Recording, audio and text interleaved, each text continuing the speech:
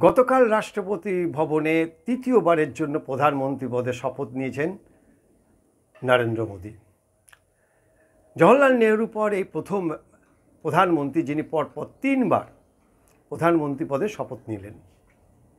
কিন্তু একটু যদি তাকিয়ে দেখা যায়, এবারের যে প্রধানমন্ত্রী পদে তার যে শপথ নেওয়া এবং দায়িত্ব নেওয়া, বিগত 2014 এবং 2019-এর মধ্যে আকাশ পাতাল ফারাক।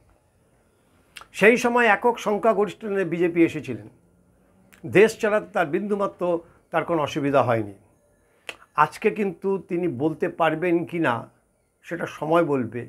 সেটি হচ্ছে না খাউঙ্গা না খানে দুঙ্গা, ইয়ে মোদি কি সরকার হ্যায়, ইয়ে মোদি কি গ্যারান্টি হ্যায়।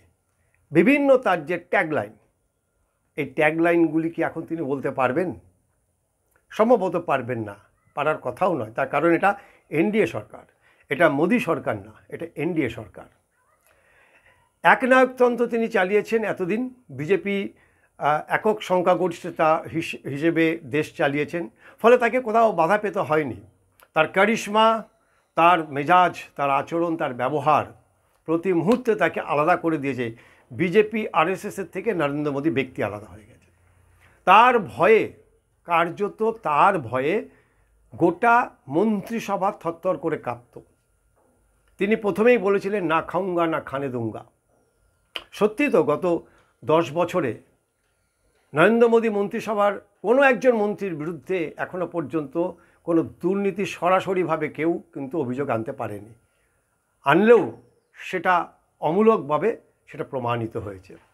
ফলে সে জায়গাটায় তিনি সফল, স্বচ্ছ ভাবমূর্তি রাখতে তিনি সফল, পরিশ্রমী, তিনি নিষ্ঠা ভরে কাজ করছেন। তিনি যেটাই করছেন দেশের মঙ্গলের জন্য করছেন।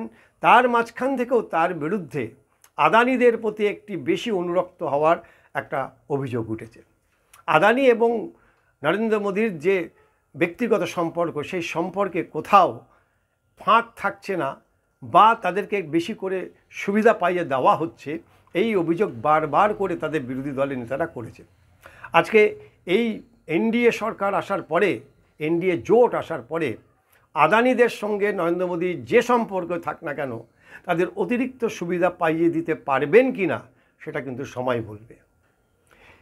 যে স্মুথভাবে, অর্থাৎ যে মসৃণভাবে 2014 থেকে 2024 পর্যন্ত তিনি চালিয়ে দিলেন, 2024 থেকে 2029 আগামী 5 বছর এই জোট সরকার তিনি মসৃণভাবে চালাতে পারবেন কি না সেটা সময় বলবে।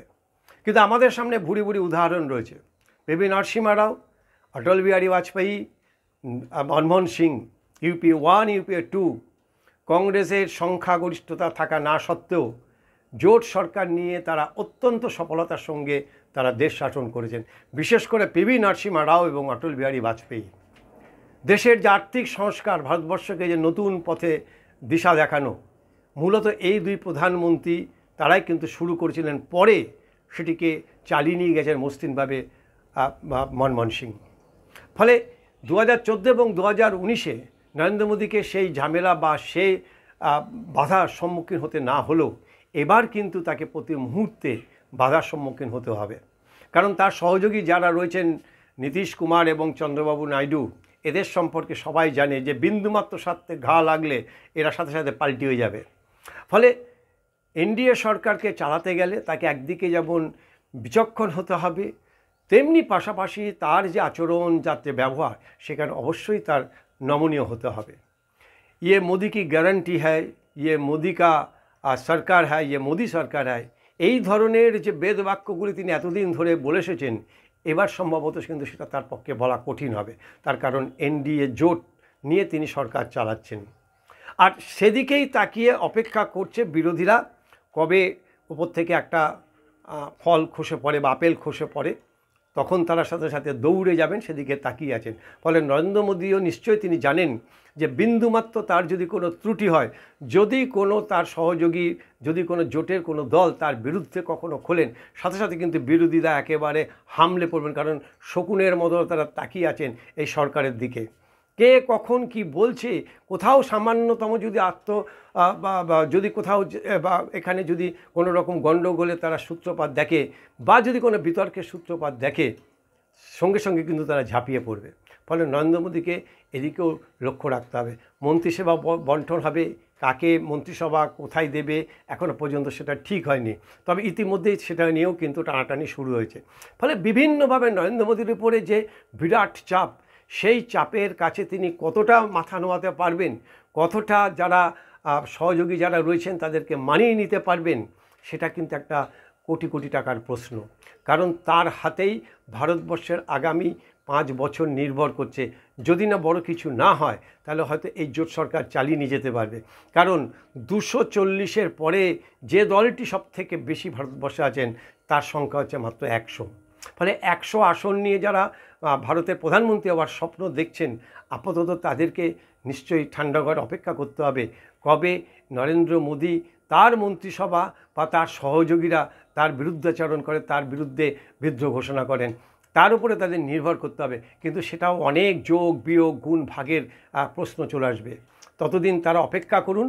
বরঞ্চ নরেন্দ্র মোদী কীভাবে দেশ চালাচ্ছেন, তার পদক্ষেপ কি হচ্ছে, কিভাবে বিদেশ নীতি তিনি পালন করছেন, কিভাবে আর্থিক সংস্কার করবেন, কিভাবে জনকল্যাণমুখী যে প্রকল্পগুলি আছে তাতে আরও বেশি করে টাকা বরাদ্দ করবেন, এই কৃষকদের কিভাবে তিনি সাহায্য করবেন, কৃষক লোন কিভাবে মকুব করবেন, বা এগ্রিকালচারে ভারতবর্ষকে কীভাবে এগিয়ে নিয়ে যাবেন ইত্যাদি বিভিন্ন কাজ তার মাথার উপরে রয়েছে।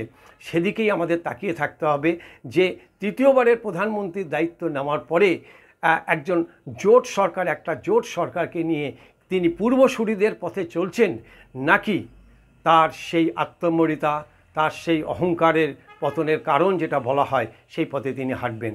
তার জন্যই আমাদের তাকিয়ে থাকতে হবে।